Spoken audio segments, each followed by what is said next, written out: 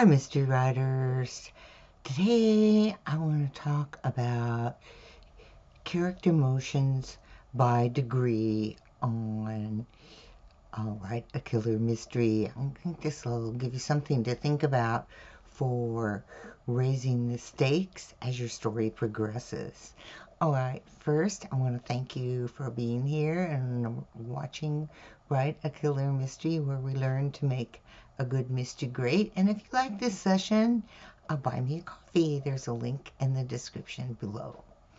Okay, so emotions are how your reader connects with your characters, not just your main character, but every single character in your story.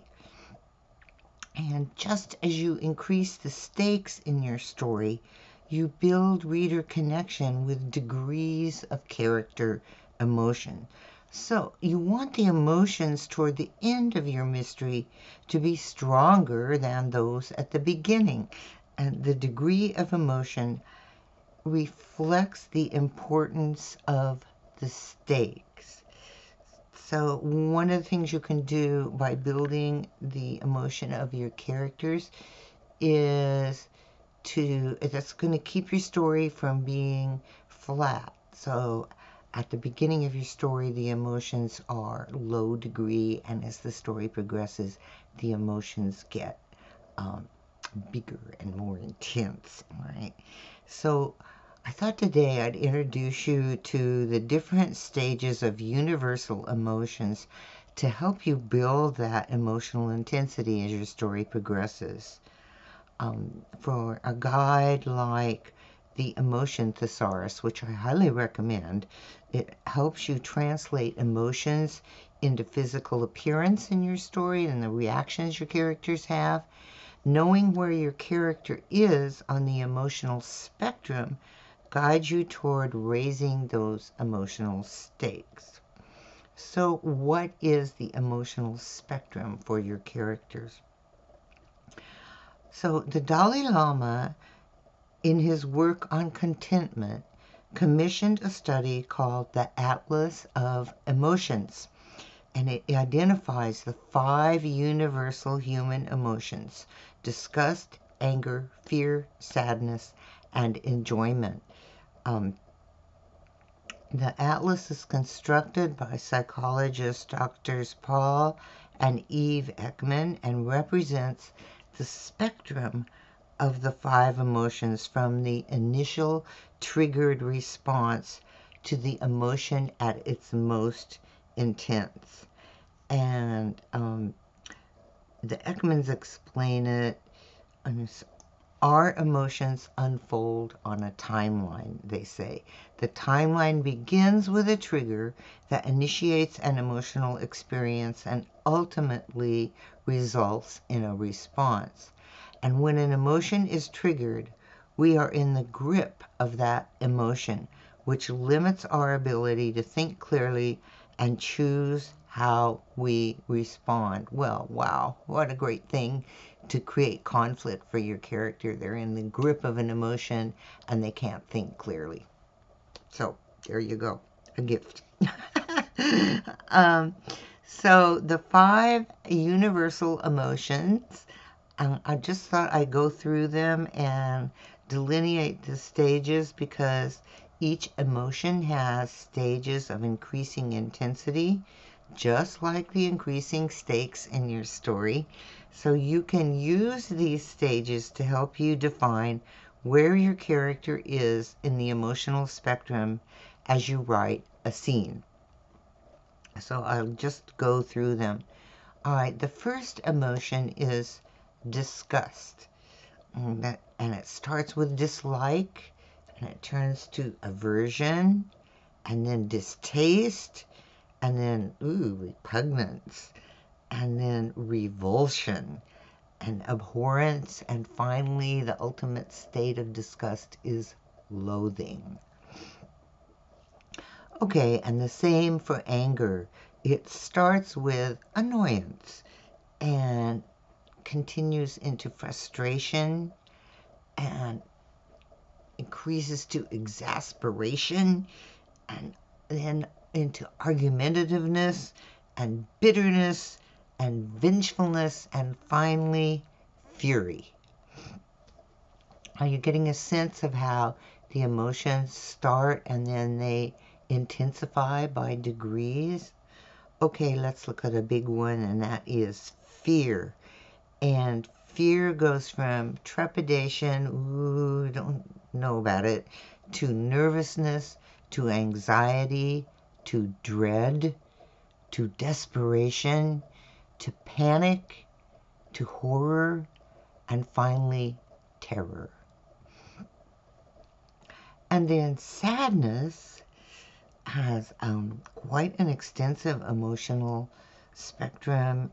It starts with disappointment, continues on into discouragement, and then distraughtness, resignation, helplessness, and then hopelessness, and then misery, and then despair, and then grief, and then sorrow, and finally anguish.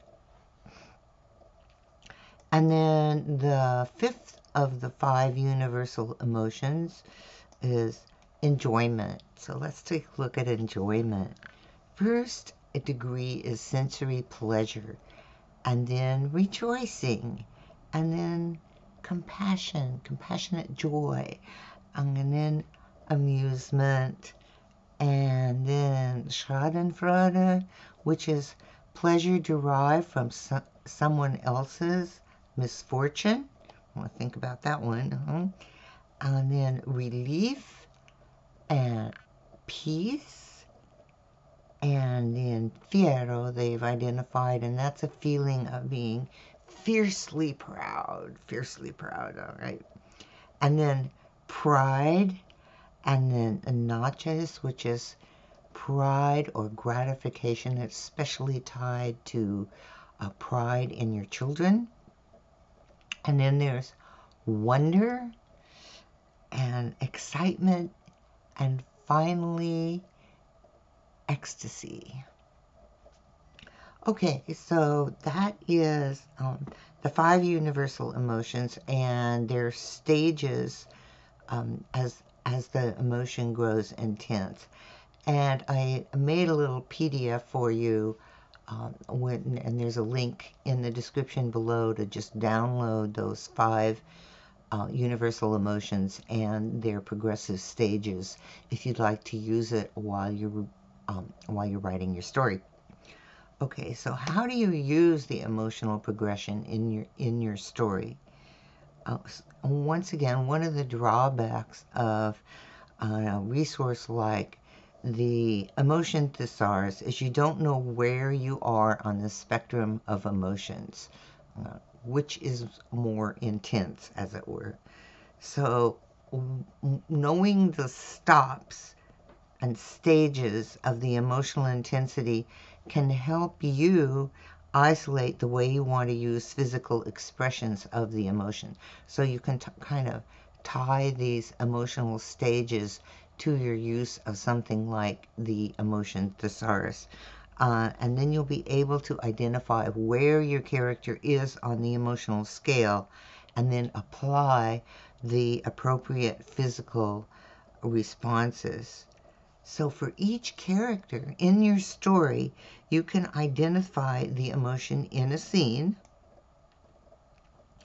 and connect your reader emotionally with what happens in that scene by connecting them with the stage of the emotion that your character has. So knowing the stages of intensity will help you apply emotional responses and displays in your scene that illustrate the character's stage in that emotion and their degree of intensity. You'll also be able to control the emotional intensity of your story itself, so by bringing those increasing emotional intensity stages in as your story progresses. So the different stages is a guideline. Just use it as a guideline. Nothing is carved in stone, right? every person is different, and that means each of your characters is different too. So that's great for you as a writer. Each of your characters may respond along the emotional spectrum in a different way. So knowing emotions run through degrees of intensity will help you escalate the strength of the emotion in your story. That's the main point of what I wanted to talk about today.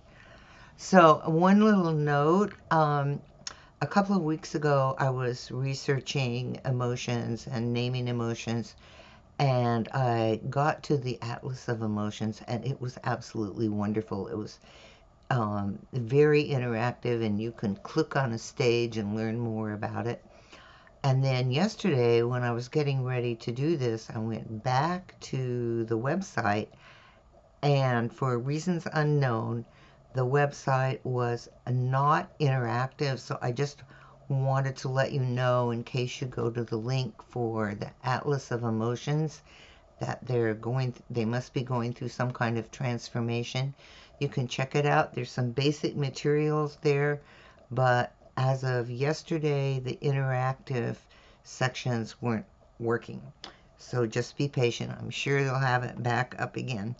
All right. I hope that helps you think about how you can escalate the intensity of your story, not just with the stakes that happen, but also with the emotions your characters have, that you can increase the intensity of the emotions so your readers have that connection.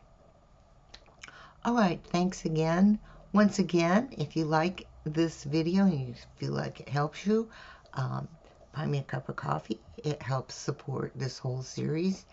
And also, once again, there's a link below to download your own copy of the 5 universal emotions and their stages of intensity.